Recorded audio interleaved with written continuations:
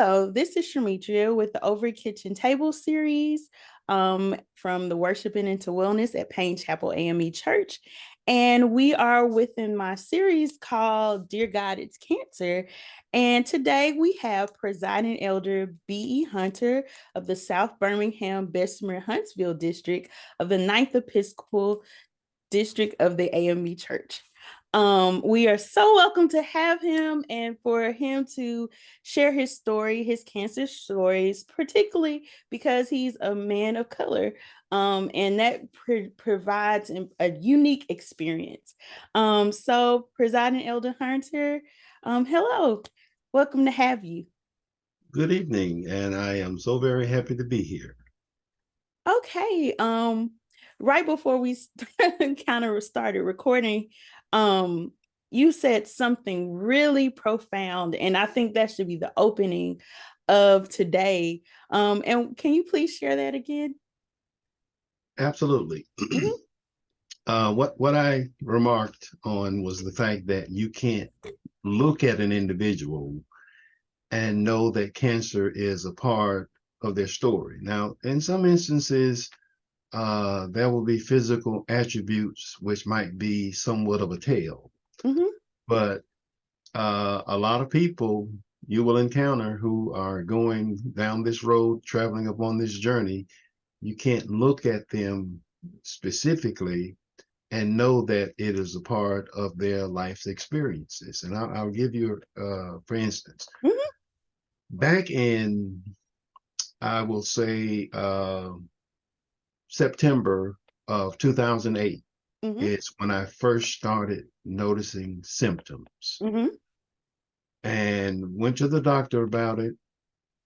And their solution at that time was to give me a mega dose of antibiotics Mhm. because later on I found out that's pretty much the standard protocol. Mhm. And after having gone through that uh, and nothing happened, the symptoms continued to remain. I went through a second round. Mhm. Well, it was in April of 2009 that a biopsy was performed. Mhm. The biopsy came back with the word cancer. Mhm. I went through a radical prostatectomy surgery. Mhm. And here I am on May 13th, 2023, will mark 14 years Oh as wow, a survivor. that's a blessing. Now, the journey is not quite as simplistic as saying from May 9th, I'm sorry, May 13th, 2009 to May 13th, 2023 will mark 14 years. Mhm. There are a lot of ups and downs, twists and turns that go with that journey. Mhm. But I remember specifically someone remarking to me that you don't look like you have cancer. Mhm. And, if I went specifically from a technical standpoint based upon the numbers, I could formulate an argument to say that I don't. But after having been on this journey for so many years, one of the Mhm. things I do know is that once cancer has become a part of your life story, Mhm. you have to always be vigilant and making sure that you are getting regular checkups. Mhm. And if any tests are involved in trying to detect and determine whether or not cancer has reappeared or become what they could refer to as metastatic, Mhm. you have to constantly stay on guard Mhm. because it can reoccur. Mhm. And in so doing, it may not pop up in the same place. It could be somewhere else. And so the idea is to try to maintain a modicum of health. I'm not the best at it. I have to admit to that. I make some very unwise choices sometimes Oh, because y'all.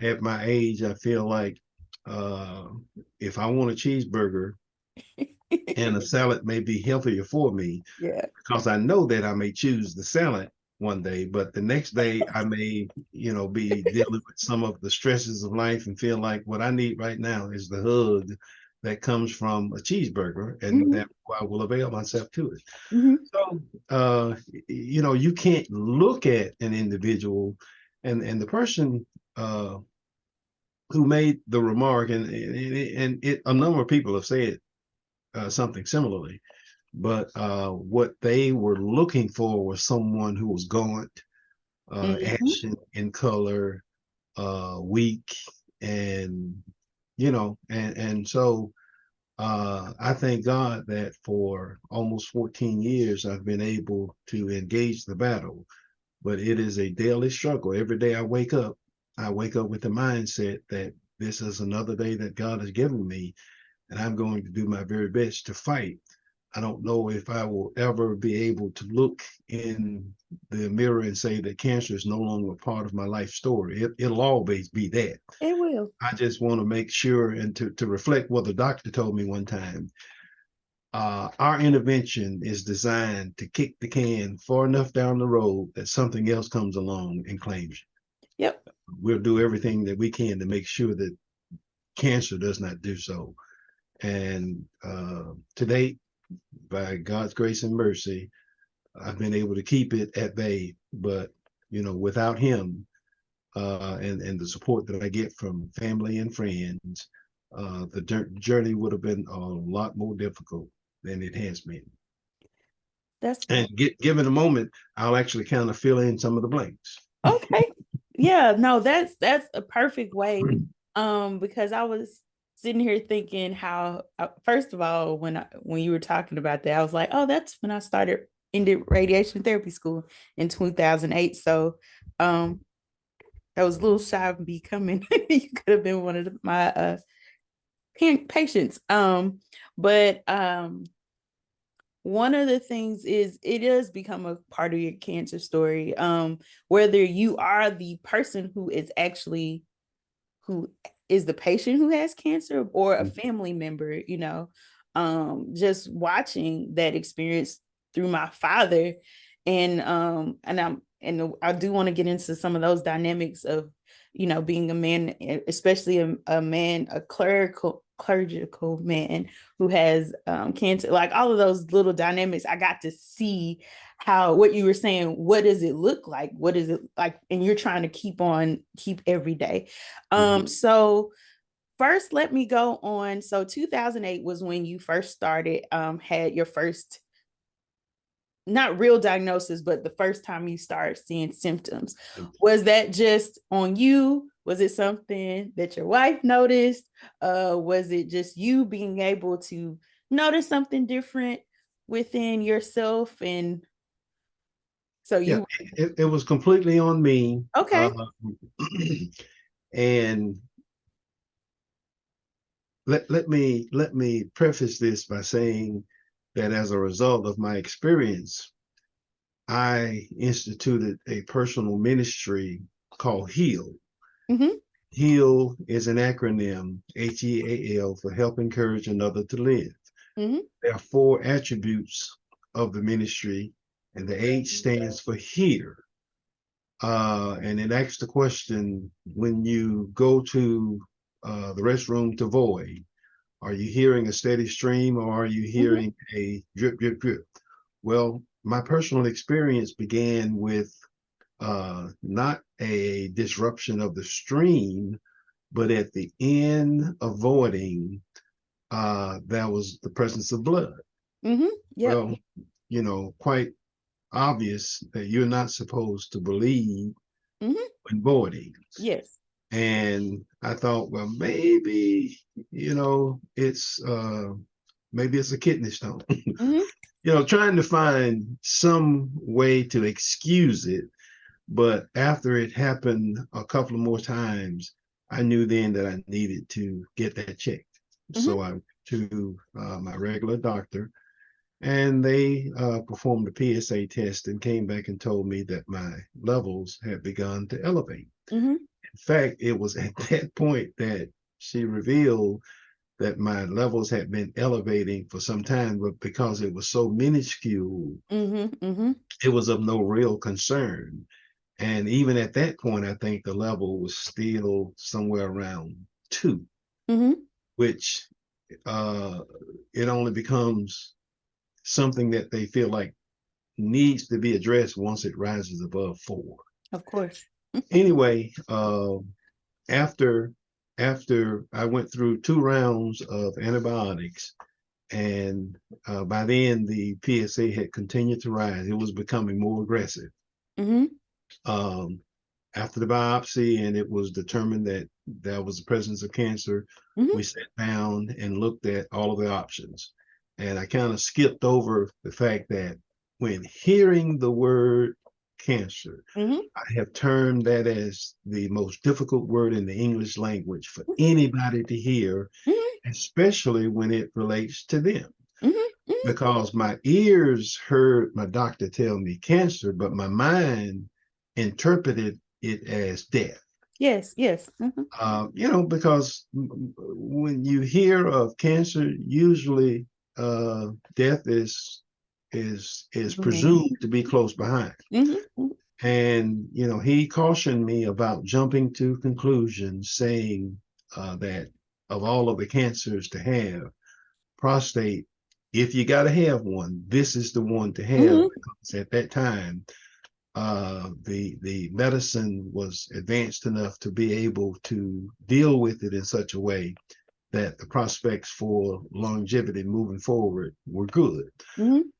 What we had to decide on was the process, whether it would be by radiation, whether it would be through surgery. Mm-hmm. There's even an option called watching and waiting Mm-hmm. if Mm-hmm. it's slow growing. Mm-hmm. But like I say, at that time, mine had shown signs of being aggressive, and Mm-hmm. so we came to the conclusion that surgery was, for me, the most expedient manner in which to get rid of the cancer. I didn't want to treat it in such a way that it would still be in me. I wanted it cut out.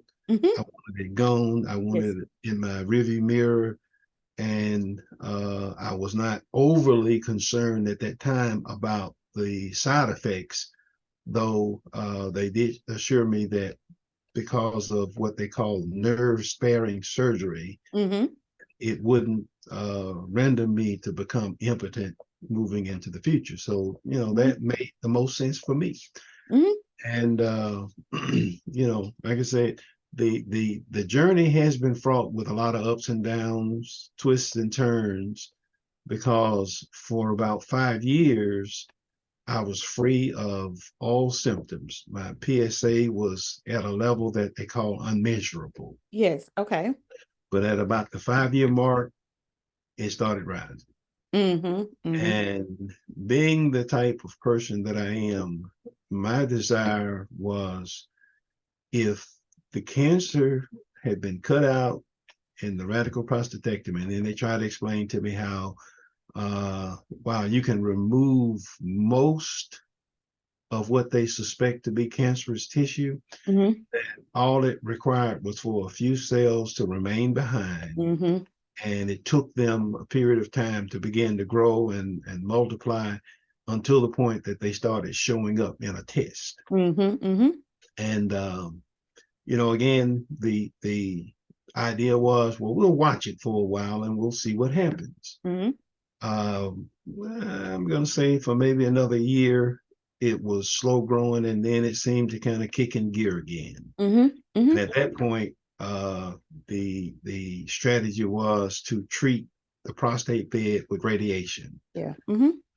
Well, that was done, but it never interrupted the growth of Mm-hmm. the cells wherever they were in Oh, my. okay. I got you. And of course, not the I guess the logic was that because the prostate was the cancerous tissue, radiating the prostate bed would most likely be the area that there was a regrowth. Okay. Mm-hmm. Mm-hmm. And needless to say, it was very disappointing to have gone through 39 sessions of Oh, radiation, really? and it didn't miss a beat. It didn't knock it down at all. And of course, at that point, you start to think, okay, they use the word metastatic for the first time. Mm-hmm. Mm-hmm. And all that implies is that it had metastasized or grown in another area of the body. Mm-hmm. We just didn't know where. Then where? And I found out something about myself, which may or may not apply to most people. But the first PET scan that I had, here in the Birmingham area, they perform PET scans with a radioactive component called oxymin. Mm-hmm. Oxymin, for whatever reason, does not show up in my body. Oh, wow. So they were telling me that I was clear, Oh, but wow. my PSA continued to rise. And, I could not be satisfied knowing that there was a ticking time bomb inside of my body and we had no idea where it was. Mm-hmm. And so from the local uh, practice here, I got an appointment with Cancer Center of America over in the metro Atlanta area. Mm-hmm. Mm-hmm. And we did a bunch of tests over there. Mm-hmm. They did the PET scan with oxygen, did a bone scan, all of the things that are standard Mm-hmm. when testing for metastatic cancer. And, they confirmed, well, something's growing. We still don't know where. Mm-hmm. And one of my brothers interceded and said that he knew of someone who had been a patient at the Mayo Clinic in Rochester, Minnesota. Okay. And recommended that I try going there, that they Mm-hmm. had a PET scan that was performed with a radioactive component called choline 11. Mm-hmm. And supposedly the C11, when performed, it could find traces of cancer if the PSA level was beneath 2, whereas in my case, it had now risen to above 5. Mm-hmm. And so I felt reasonably certain that if I were able to get there, that I would be able to find what the problem was. And that's when the real fun started. Insurance. Of course. Insurance can be your friend if you have the right kind. Of course. But unfortunately, the insurance that I had we were self-insured by the company through whom I found my employment. Blue Cross Blue Shield was only the administrator. Mm-hmm. So there were people who were sitting up deciding my future, and they were saying that the kind of tests that would be performed at the Mayo Clinic were not medically necessary. I'm on a slow walk to death. Mm-hmm. And you're telling me that these tests, which could reveal the actual location, were not medically necessary. So the first time I had to pay for the choline 11 PET scan on my own. And while money can always be a deciding factor when it comes to the maintenance of our health, I was going to find a way to come up with the $15,000 that was necessary. Yes. Mm-hmm. We did the test. We pinpointed a spot that it had metastasized to, which was on my spinal cord. Well, insurance came back and said, we cannot approve the radiation therapy because it was considered experimental. Again, to receive a letter that it is not medically necessary. Even with the diagnosis. Yeah, that's a shock to the senses when Yes. someone is telling you that though we know cancer ultimately has an outcome that, if unchecked, if uncared for, could ultimately result in you no longer being a part of this life, Mm-hmm. they did not deem it to be medically necessary. Well, my interpretation of that was they were saying that we don't think that you're important enough to try to save. Exactly. And so, that's a part of the journey that, again, people can't look in your face and know that that's a part of the story.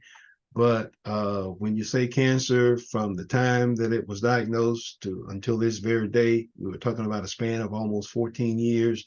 But yeah, that's a lot of activity that took place within. Mm-hmm. And the fights that we were having with the insurance company, because of my tenacity, I would write letters of appeal. I'd appeal to what they would call first level, second level, third level. And eventually we got some of the decisions overturned. But it really is a slap in the face for someone to tell you that trying to maintain your wellness is not necessary when they know that the ultimate outcome would be your demise. They're simply looking at it from a dollars and cents point of view Mm-hmm. and did not consider your life to be worth the investment. Mm-hmm. So that's one of the issues. And as an African American male, one of the things that I found out in my early research after having first been diagnosed with cancer is that it occurs at a higher rate Mm-hmm. amongst African American men, and that we have a higher uh, mortality rate. Mm-hmm. Mm-hmm. To use a term that's kind, but we all see through. Basically, we die at a greater rate than any other ethnic group on the face of the earth. Some of it was found in my struggles due to the fact that the insurance basically was saying that you're covered. We accept the monies for your premiums. We just aren't going to pay for the claims. And again, that's a shock to the senses when Mm-hmm. somebody on a board somewhere is making a determination as to whether they think that your life is valuable enough to spend the monies necessary to ensure that you live to see another day. So for anyone out there who has begun the journey, my prayers are for you. But once you're up on that journey, don't take no for an answer. Mm-hmm. Uh, Mm-hmm. know your value and fight it. Fight the disease every day. Proper nutrition, exercise, but at the same time, be prepared to engage in the worst fight of your life when it comes to tearing through the bureaucracy of the insurance companies, who will send you gladly a letter telling you that though you have been diagnosed and though there is a test available which could pinpoint the exact location of where the cancer is or has metastasized to, Mm-hmm. that they don't consider it medically necessary, which will allow them to pay for it. And sometimes you may have to bite the bullet and Pay for it yourself. pay for it yourself. Mm-hmm. But when I paid for it myself, that just gave me more impetus to continue to make those efforts to try to overturn those decisions. Mm-hmm. And as I said, I was successful in some instances, and in others I wasn't. But it's not a simple journey by any stretch of the imagination. Mm-hmm. And I think that what they hope is to wear you down So with their stall tactics. They continue to deny coverage. And one of the things that the doctor said to me at the Mayo Clinic, because I think that this would have been back in 2016, mm-hmm. and I was still a few years away from hitting the age of 62, because when I first was diagnosed, I was 53. Mm-hmm. And he said, if you were already on Medicare, it wouldn't be a problem. Really? So then my objective became, I'm going to stay alive and fight this thing long enough to get to where I can get on Medicare, and then hopefully that will clear the path for me to be able to get the kind of care that I need. And as I say, it's been a struggle, but now we're at a point where every 3 months I have to go to the local doctors to have a PSA test done. And at present, I am at an unmeasurable level. But again, there are some blanks in there where I've had 3 sessions of radiation. Okay. Um, and but right now I am not exhibiting any symptoms. I'm at an unmeasurable level PSA, good energy levels, uh, good attitude about the entire thing. But I do know that every 3 months I have to get measured as far as the PSA. And every 6 months I go up to Minnesota to engage in further testing, with the choline 11 PET scan to Okay. ensure that there is nothing growing anywhere in my body. And should it pop up, we want to catch it as soon as possible and eradicate it. If there is a method that's out there to deal with it at that time, and just keep on living this life as long as we possibly can, and not accept other people telling you that your life is not worth investing the monies that are necessary to keep you alive. That's a whole word right there. So you've only had you haven't had any chemo, or you haven't done any immunotherapy or anything or that. Okay. So it's only been And, radiation and, and the interesting thing is, you've got different protocol. perspectives depending on whom you're consulting with. Exactly. The local doctors at the urology practice here in Birmingham, when they performed the surgery, it was only later that the opinion of another practitioner suggested, well, they should have given you chemo.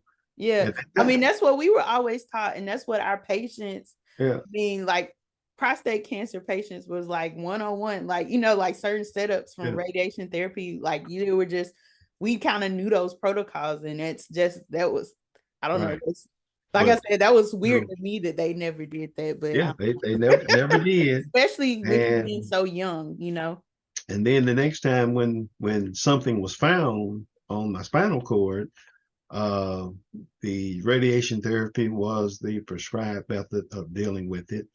And in the aftermath, still no chemo, which, and as far as I'm concerned,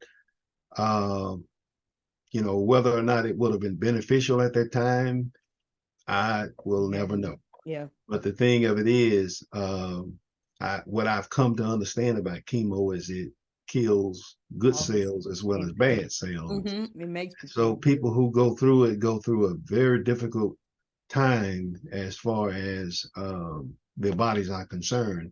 Mm-hmm. And I've never had to deal with it. Mm-hmm. Hopefully, as the last thing I was told, that there are still many protocols down the road that would be applicable based on where I am. And, at this point in time, I rise each day with the prayer that God will continue to sustain me. And I try to do my part. I may not look like it, but every day for the last 3 years, because of COVID, I actually started running outside. Oh, wow. And I was doing 5 miles per day, 7 days a week. Oh, that's wonderful. And eventually it started wearing down my 66-year-old knees. Oh, okay. So now I'm at a point where I'm having to adjust to lower impact exercises. But even with that, I'm still on a daily basis going out spending, I guess, in totality, anywhere from 2 to 3 hours on a daily basis, except for Saturdays and Sundays. Now, Saturdays, if I don't have meetings to attend, I'll go and spend an hour, hour and a half. And Sundays, of course, is a work day. Mm-hmm. But Monday through Friday, whether it's early in the morning, in the mid-afternoon, or the latest in the evening I've gone has been somewhere around 3 o'clock, but I try to get some type of work in every day. Weight training, cardio, and all of that's designed to help me in my effort to stay as fit as possible so that I can engage the fight and give cancer all that it can handle. I'm planning on going the length. If the prize fight is 15 rounds, I've never heard of a prize fight having overtime, but if there's such a thing, I want to use my 15 rounds and then some. No, you said that's a whole nother word, because it's so important. People have to realize before you get sick, it's important to be healthy enough so your body can fight it. Right. And and that even makes me think about, again, my dad, like he walked every day. So even though his cancer diagnosis was kind of grim, they were like, his body sustained it because, and he was able to fight and push forward longer because until his body couldn't anymore. But Right. because his body was already equipped for the fight and healthy Right. enough for the fight. Right. So I think that's really, really, really important, just from being healthy and well is already starting the journey in the positive, the plus positive. So if it has to get to the negative, you're not depleting so much from Right. yourself. Right. Yeah. And I think that makes a difference for a lot of prognosis. And that's just not only for cancer, that's for almost any kind of disease that can be. Absolutely. Now, nutrition is an important component. One of the things that I found out early on is that I needed to stop eating processed meats. When I see the commercials for Subway, those sandwiches look awesome. But, I have been conditioned now to believe that I would only be ingesting poison should I eat processed meats. Each morning, I prepare myself a smoothie. I'll either use spinach or arugula, and then I'll throw in some tomatoes, blueberries. I'll put in walnuts or Brazil nuts. And now I've been adding beet powder, collagen, and what's the other? My son recently recommended that I start putting sea moss. Oh, okay. Okay. So I use it. And turmeric. I'll put all of that in my smoothie. That's a whole salad right there. Oh yeah. Well, my sister refers to it as liquid salad. That's what that sounds like, a whole salad. The red, it's called the at Nukes, it's called the red, white, and blue salad. So yeah, Okay. that's what it sounds like, exactly like that. That's every day. And first when I first started, my initial thoughts were, boy, this is nasty. You get tasty. Over time, you begin to actually adjust because, again, the mentality is that this is a part of my conditioning for the fight that I'm in. And while the smell of bacon and sausage is a wonderful smell, you won't smell it around here often unless we have visitors. And then, I'll sit up and look at it and think to myself, well, one time won't hurt. Every now and then I do give in to it. We were on vacation back in August and went to a restaurant where they had a breakfast buffet. And good Lord, when I walked in, I had the choice. I could eat off of the fruit bar or I could go over and eat the hot bar that everybody else was eating. And I was looking at what everyone else was getting. I said, well, I'll compromise. I'll get some good and I'll get some bad.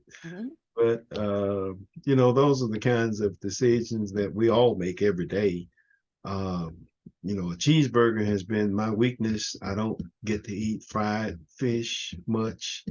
My wife she will not fry chicken for me under any circumstances. That's good. And so it's been a long time since I've had fried chicken. But the things that we like, we like.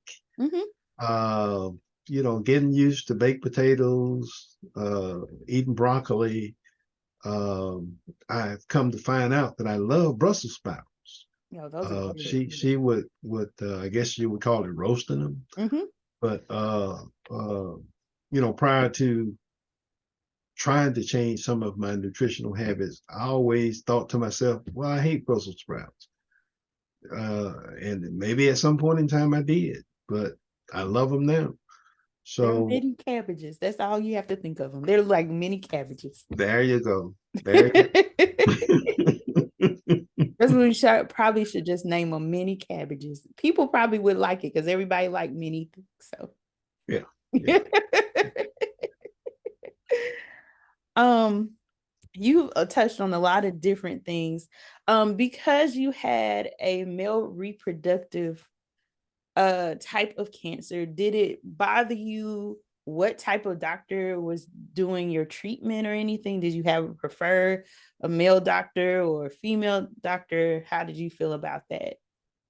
Well, my primary physician since the age of, I would say maybe 40, actually probably earlier than that. I'd say maybe 35. It's female. Okay.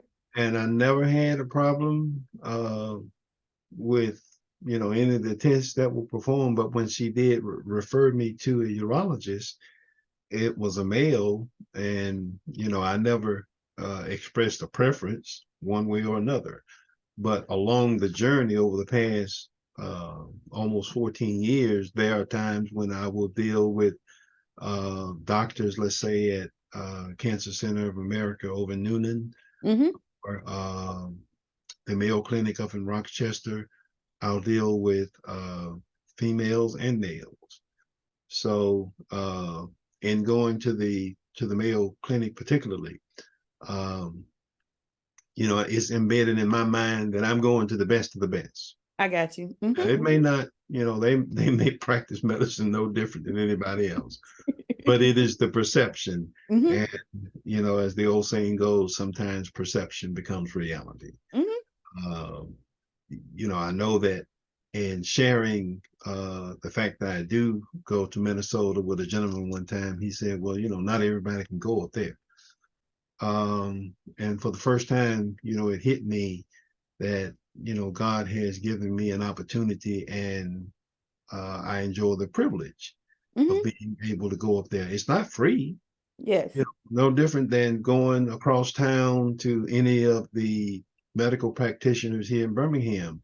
Mm-hmm. You still got to get in your vehicle and either drive there. And in the case of Mayo Clinic, we fly there. You still have to pay whatever co-pays are Mm-hmm. necessary. So there is no such thing as free medical care in this country. Nope. And anywhere you go, you will have to pay. Some places you will just pay more. Mm-hmm. And when we were going to Cancer Center over in Newnan is the name of the city, and most people refer to it as the Atlanta Mm-hmm. branch. But you would be looking at lodging, Mm-hmm. in addition to your travel, meals, all of these things. And if you were at home getting that done, obviously you wouldn't have the lodging factor. But again, nothing is free, and so you have to pay the cost, whether it's through premiums, co-pays, or whatever they may prescribe, medicines, et cetera, et cetera. Not every medicine that is prescribed is something that is covered by your insurance. Mm-hmm. And so, we have simply accepted that this is a part of our life journey. And my wife, she has been there with me all along the way. Whenever I move, going somewhere, she's right there with me because I'll be honest with you, and I made no bones about it. When I was the pastor at Payne Chapel, at my age of 66, I'm still afraid of needles. Mm-hmm. And the only thing that I hate worse than needles are tubes for MRIs, CAT scan, PET scan, Mm-hmm. bone scan. Mm-hmm. I do not like them. But knowing that my wife is with me, the last thing that I would want is for them to go out there and tell her he won't go in because Mm-hmm. he's afraid. So, I try to, steel myself and go in so that when I come out and she asks how was it, I can tell a piece of cake. Oh, that's sweet. That's so sweet. But that's realistic. I just want to make this plug into the audience. Check out those accident and dismemberment, those A&D and those disability, because sometimes they have clauses. So if you have to travel outside of state or travel somewhere to get treatment, they will pay you, reimburse you for your travel. Because that's how we got, or has how with my father, because he also went to Cancer Centers of America in Newnan. A lot of times my mom could get a reimbursement because she had paid into those plans, and she got reimbursed for some of that travel and some of their hotel costs. And I know some other people who've had that, and they've not had maybe professional jobs, but they've worked for different companies. But I always check some of those benefit packages, because there may be things that help supplement what the insurance company doesn't pay. So those little $2 or 50 cents or whatever they are, check them off when you do your yearly benefits package, because those can help. They may not be to the extent of covering a whole treatment, but those can help you out in the long run. And I love it how you were proactive in your care. So please don't let what the insurance company be your final say. Don't let them have the final word on Mm-mm. your health and well-being. It really doesn't, because that's another thing that I do. One of the especially when the Affordable Care Act changed, and a lot of things with where they were doing gynecologists, you couldn't go to certain ones. And I still like my gynecologist, because I've had a cancer scare 2 times. And so gynecologically, and so I just would refuse to go somewhere else. So I just pay extra. I put extra money in my flexible spending account specifically so that I could go to the doctor. It is not because now the rules have changed, specifically with women cancers, where you only supposed to go every 5 years if you have a clear path. And I think that's really ridiculous, because especially between 18 and 45 is probably your years where you're a lot of different things going on as a female, and going every 5 years, like, I don't know, that makes no sense. So, but anyway, I just was like, I'm going yearly. I don't care if the insurance pays for it. I put that as a part of my thing, that was important. That was actually more important than me going to the regular doctor. So, um, sometimes you may have to work the system. Now, I love how you did that, but like sometimes you have to put your health in your own plans. Like, I know there are these protocols, and that's the reason why people practice medicine, and the insurance companies feel like they practice. Well, I don't know what they're practicing, but they have their own rules that they and guidelines, like troubleshooting. This person doesn't do this, so it goes by guidelines. So if you don't fit within those parameters, they may just, like you did, just dismiss you.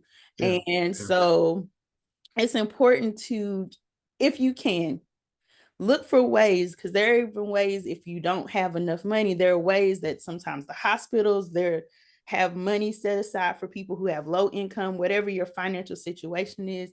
I know in the previous over the kitchen table with the childhood cancers, there were things that were in place for even the cancer survivors. It's a lot of different things. You just got to read it, because people like to spend, there are a lot of more wealthy people who like leave money for the hospitals, so that they can give back, but they sometimes are not offered or available, or people like us don't know anything about it. So just always look and talk to people. And early detection is the key. Exactly. One of the things I learned from an African American physician along this journey, he told me that doctors have a protocol that they go by, and you have to kind of throw that out when it comes to African American males, because we get it earlier than others. And so at the age of 40, while some people may consider it to be too early to start performing PSA tests, he advised for all African American men. And then he said something that was applicable to my sons because they're first generation of Mm-hmm. someone who was diagnosed with cancer. So at the age of 35 is when they got their first PSA test. Mm-hmm. I shared with my brothers that they are considered first generation because of us being of the same mother and father. Mm-hmm. Therefore, they have to get tested frequently, at least once a year, Mm-hmm. if not twice. And, as I say, early detection is the key.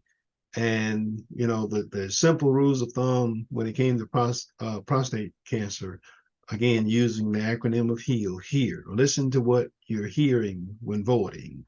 If it's not a steady stream and it taking from 1 to 3 minutes for you to be able to do what you normally would go in a few seconds, Mm-hmm. they want to get that checked. Examine the evidence.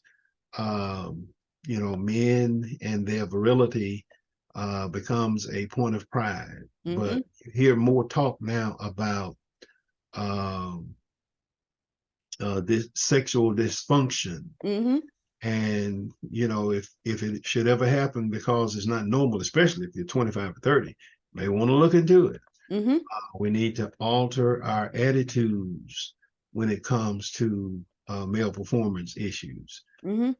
And then, if there's someone you love and you know that they are experiencing issues, if you can't encourage them to go on their own, then get them in the car one day and drive them over to the doctor's office and tell them, I'm not leaving until you go inside and get checked. Mm-hmm. Or as my wife used to do with me with certain things, she would call my doctor and make an appointment and carry me to it. Mm-hmm. And in the beginning, I thought that she was being too involved in my health and well-being, but she was simply expressing a love for Mm-hmm. me that if you won't go, I will make you go. Exactly. And so, again, the key when it comes to cancer is early detection for anyone, but particularly for African American males, because when it comes to prostate cancer, we get diagnosed at a rate that's higher than any other ethnic group on the face of the earth. And once diagnosed, it has a higher mortality rate. And a lot of reasons could be given as to why that occurs.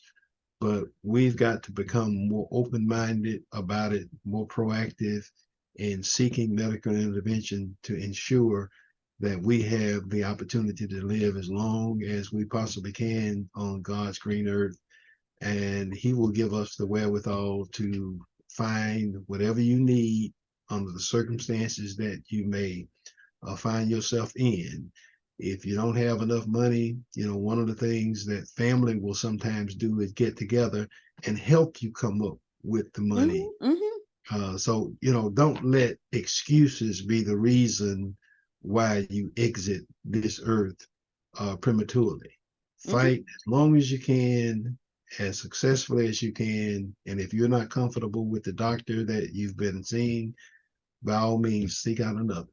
Mm-hmm. There are so many plenty, especially when it comes to prostate cancer. There are a lot of, I mean, I think now you don't necessarily, for some people, you don't necessarily have to go to like a cancer center unless it's more a difficult case, but that's kind of normal, like 101, like for a lot of places. So because cancer is very, unfortunately, very common, and certain cancers are very common. And even what you were saying earlier, like we were taught that because people are aging longer, there are certain things that you didn't see as frequently, but because people are now beginning to outlive these different things, like our bodies kind of wear down at the time. And I remember that was one of the things they were saying, like the prostate is not meant to live beyond like 90 years, but people live that long. So sometimes, like you said, they're hoping that you die from something else versus you having this. So